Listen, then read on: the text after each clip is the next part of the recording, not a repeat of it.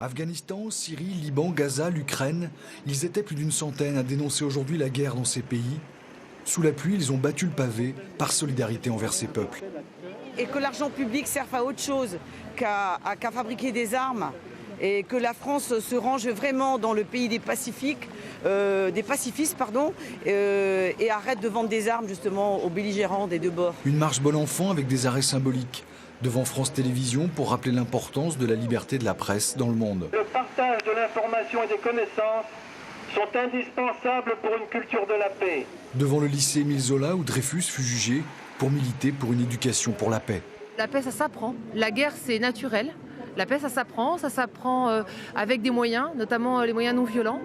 La rencontre dans la différence, mais dans l'écoute et pas dans la volonté de convaincre ou bien d'avoir raison. Une situation qui, selon eux, s'aggrave dans le monde entier. Pour preuve, l'augmentation faramineuse des dépenses d'armement sur le globe.